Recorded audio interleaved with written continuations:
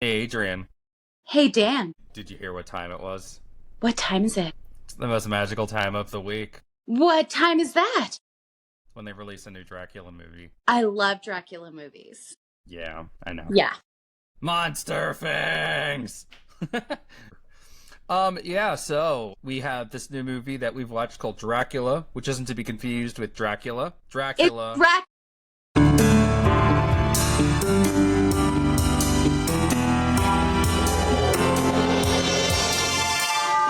Monster Fangs.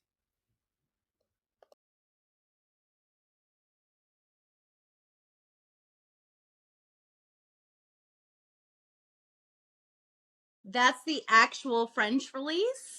It is not the release we're getting, but that's the name. Same movie. And you're the first to have captured a specimen alive. These creatures are the result of a divine curse. Released as Dracula with a lowercase d on the poster. It's very cool. Yeah, so this movie stars Dracula as the titular character Dracula. He plays a metrosexual version of the beloved vampire character who has returned to save his people. So Adrian, tell me about Dracula. First off, Dracula is played by Caleb Landry Jones, who has done other vampire films like Byzantium, which was the first film I ever saw him in. Dan has also watched this amazing film because I made him, because I'm evil. Yeah, true facts. So we just got Nosferatu last year. We have another movie about Dracula, starring Dracula. I'm not even counting like stuff like Renfield. Like they make one every week. And like here's my question to you. Because we both watched this movie. We got advanced screenings. We're very cool people, so this happens.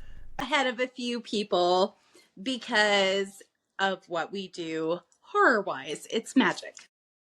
Absolutely. And my question to you first of all is how is this movie distinguished? How is this movie different from Dracula Untold or Nosferatu?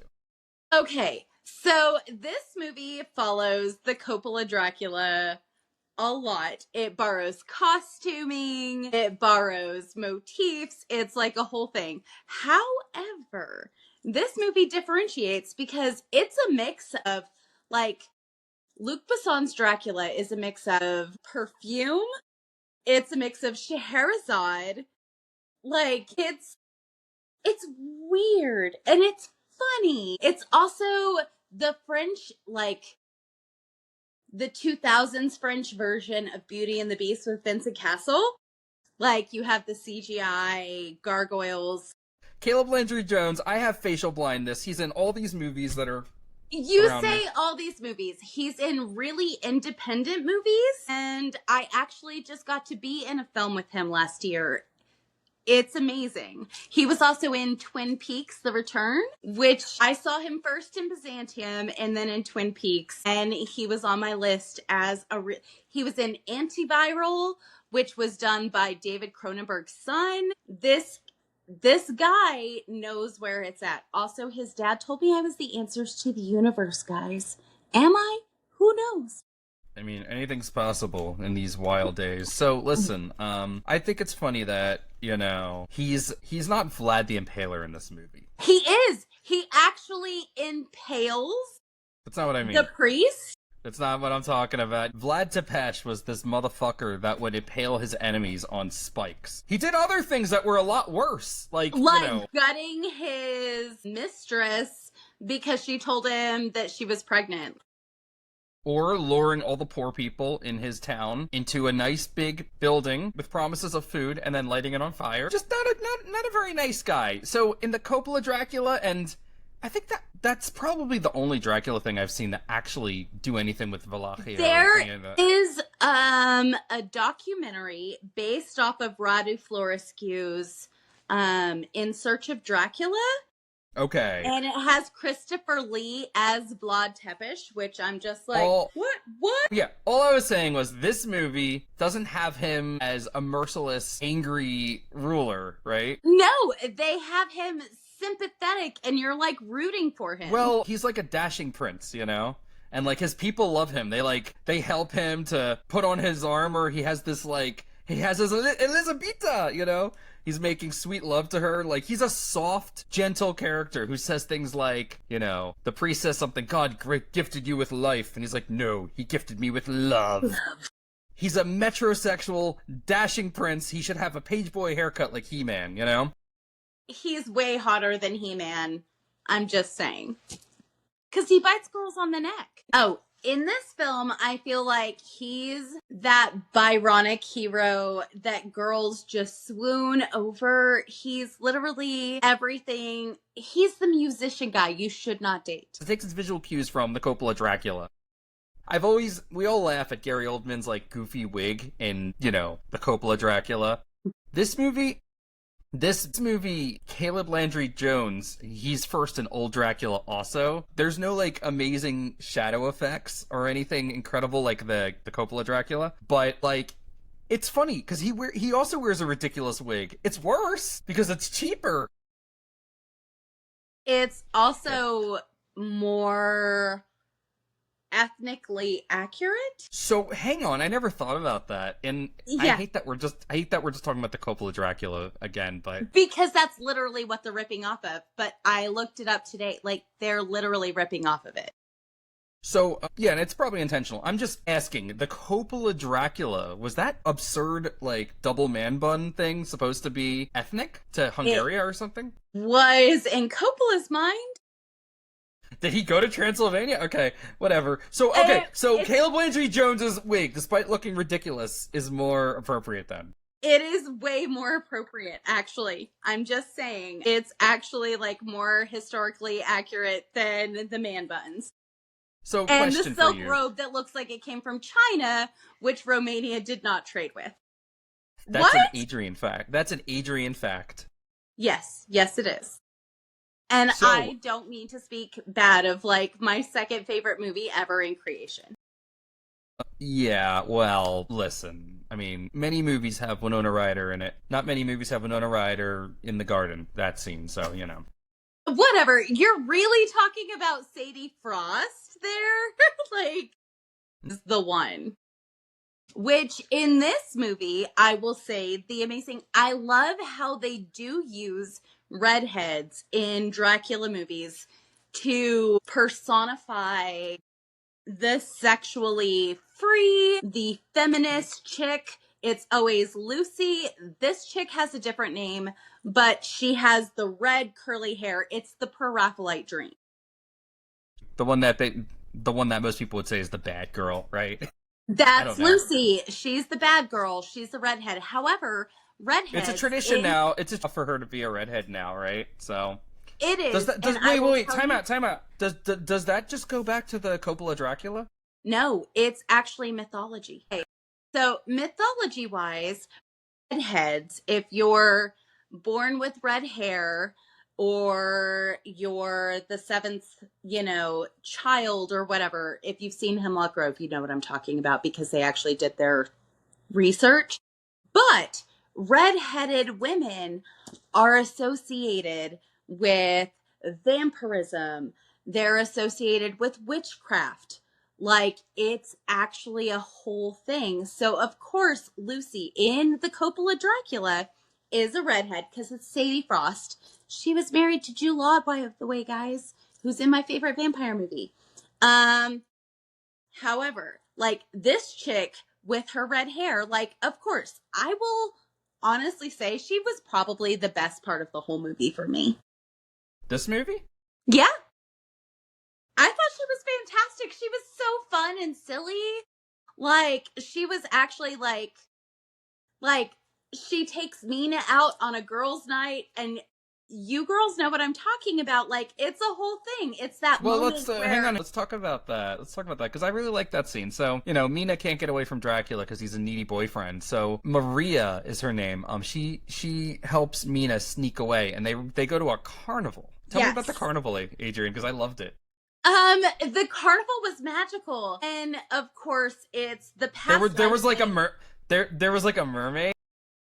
They were feeding her Did you pearls. not think the mermaid part was beautiful? I was gonna tell you there is another like killer mermaid movie called She Creature that you need to see. Certain things that I think go a little too far. Because, like, I like the acting, I like the absurd costumes. This movie feels like, I want to say cheapness, but it feels like if Charles Band remade the Coppola Dracula. But there's things that bother me, right?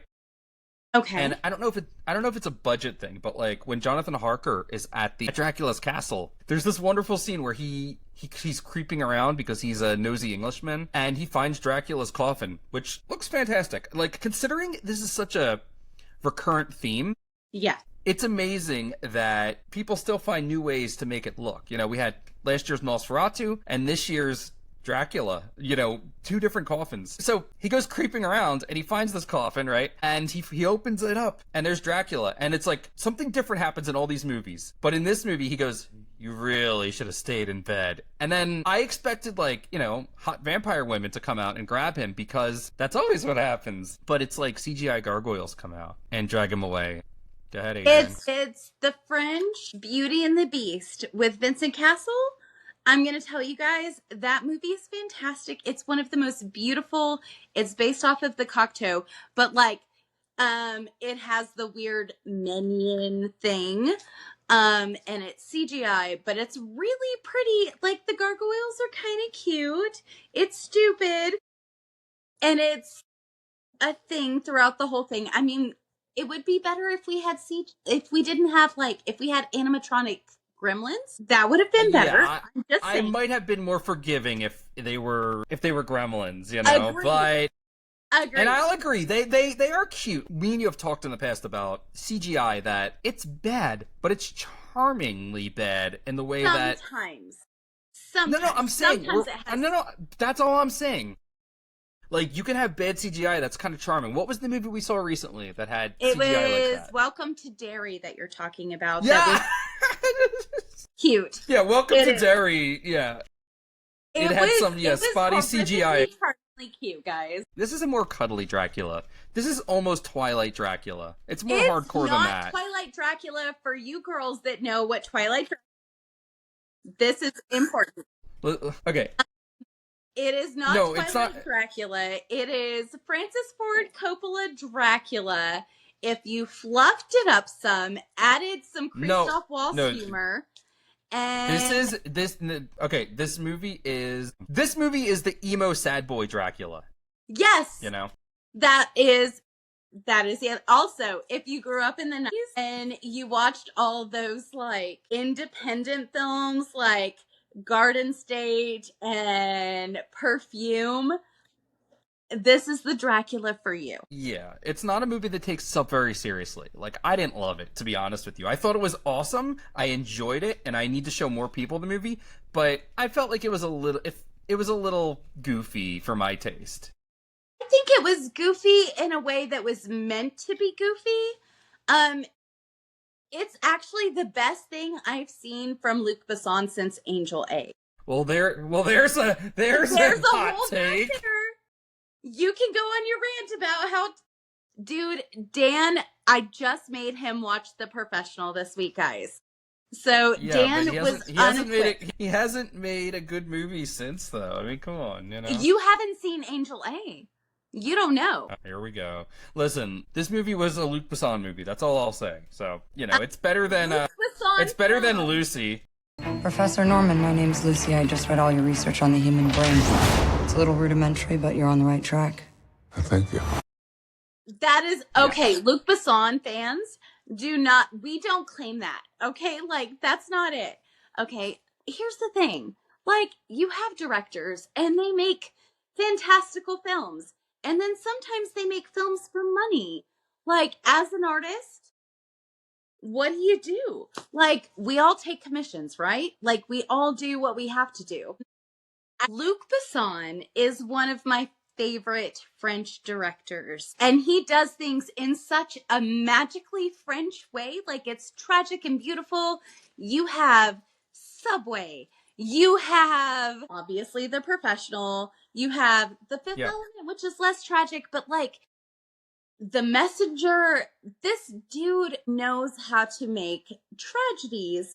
And then he took a vampire film and he was like, Gary Oldman, like Francis Ford Coppola, and he took it, but then he also added this fantasy horror element to it that Yeah.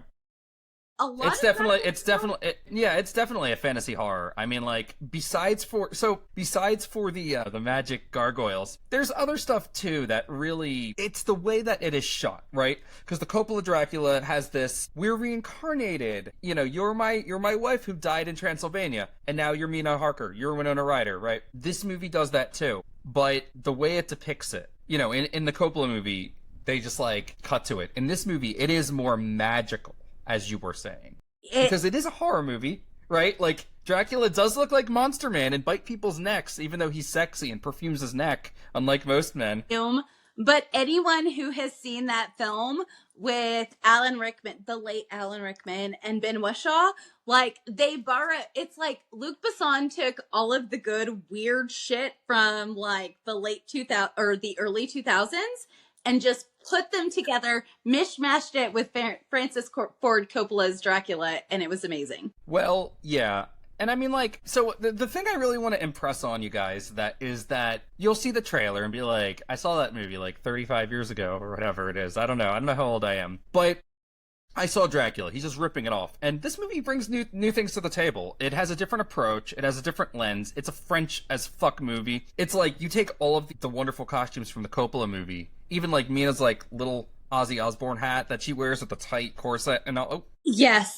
Yes, they do that in the scene. I'm just saying. She's like, just saying that, like, it's the same outfit, but it's more flashy. It's more sparkly. You know, it's French. And it's it has a sense of humor. I don't know that all of its humor is successful, but this is not one of those Dracula movies where I'm like, why did you make that, bro? Like, what are you fucking doing? You know? Like, this movie is cool. And look, I got issues with Luc Besson. We all do. But it's cool to see, like, when we get a new Dracula movie every week, it's nice when one of them has some artistic vision to it. The costumes in this movie were fucking killer, and I was like watching half of this movie. Why didn't I make the jewelry for this movie? It was so beautiful. As a costume designer, guys, it was one of the most beautiful things. I was like in awe. But the thing that did catch me off guard about this movie is that it did not take itself too seriously. I thought Caleb Landry Jones did a fantastic job. Like, he's so morose. And speaking of Caleb Landry Jones, I really liked his helmet at the beginning with the dragon head, because Dracula is, of course.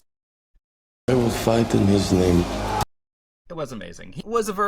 He's not my favorite Dracula. He doesn't break the top 10, right? I mean, no. You know, when you're up against Christopher Lee and like Gary Oldman. It's Christopher Lee and Gary Oldman. And that's not even taking all the Nosferatus into account. So again, just to go back to it, like, a movie like this really should differentiate itself. Like Eggers' Nosferatu differentiates itself from the 79 Werner Herzog movie. They're totally different. Like, you can tell them apart. They're doing different things, different effects, different dramatic scenes, different creative ideas. It's funny to me that, like, Nosferatu is one very clear, distinct, like, strain of the Dracula narrative.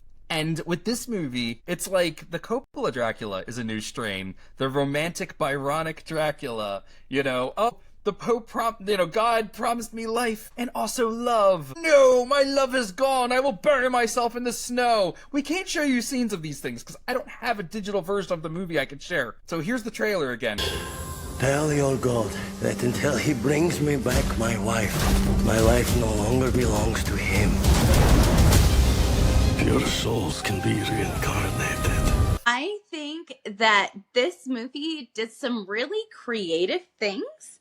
I think it had a sense of humor about itself that I haven't seen in like, if you're gonna do Dracula, like, make fun of yourself. The best version of that is the Moffat Dracula on Netflix. It's a miniseries. It's 3 episodes. Wins. Wait. You didn't say Dracula Dead and Loving It. I did That's earlier. the funniest one. Yeah, but that's the funniest one. I hate that fucking movie. That's the fun. You have to It's not actually put 30K. this in there too. I hate Dracula Dead and Loving It. I hate it. I'm gonna tell Leslie Nielsen. I'm gonna tell Leslie Mel Nielsen's Brooks next dead. time I see him. He's not gonna. He might roll over in his grave, but it's fine. I hated it. I'm gonna tell Mel Brooks at the gathering of the Jews this year, okay? I never Throwing log drink. for Omer when I meet him. It's a distinct directorial vision, and it's entertaining. You know what I mean? I also appreciate that it creates a new genre for Dracula movies, which is hilarious. But it's also more successful at creating a sympathetic Dracula than Dracula Untold with that guy from the Beauty and the Luke Beast movie. Evans. And I guess It's it was Luke Dracula Evans. first. We're not even. He's Yeah, an the Luke awesome Evans dude. Dracula. Terrible Dracula. Well, that was Universal's first attempt at the Dark Universe, you know? They're starting it We're gonna have to again. do an episode on that, you know? They're doing a new thing. They're going to try to revive it again. Yes. Christoph Waltz, and I'm going to be completely like crazy horror. Like, this is a hard take, okay? Christoph Waltz is on his way to becoming the new not Christopher Lee, Peter Cushing. He's on his way of becoming the new Peter Cushing. He was in Frankenstein in that weird role. He's doing this Dracula, and he's like, it's a bingo. It's fine. He's great. Like, he's actually like, I feel like he's committing in a way that we haven't seen horror film actors, and he wasn't a horror film actor, but he is now. Like, he is. We take him now. After Frankenstein and after Dracula, like, he's kind of ours. Yeah, I mean, who else you got? Johnny Depp? I mean, you know. Johnny Depp does the Temu versions of what horror movies should be. I've heard people say similar things about Andy Serkis, you know, because he played all these He's different Gollum. like monsters in the CGI. He's Gollum. He's in Luther, which Also, is one of the best series with Idris He's in Elba. I mean, like, he's Gollum, he's King Kong, he's Caesar, you know. So maybe they can cross over sometime. I don't know, but yeah. So I really like the movie personally. I think that people should watch it. You know. I think it's beautiful, and I can honestly say I got to work with Caleb Landry Jones this last year on a film. He is one of the nicest human beings on the planet. Like, he's really kind. Hell yeah. Yeah, and it's kind of That's worth cool. its weight in gold. Yeah. So check it out when it comes out. When does it come out? February 6th. Check it out when it comes out, February 6th. Oh, Adrian, have I shown you Draculus? This is my Dracula transformer. He becomes a bat. Oh, what do you think would happen if he bit Alita 1? Like, do you think she would become a Dracula transformer too? Absolutely. Okay.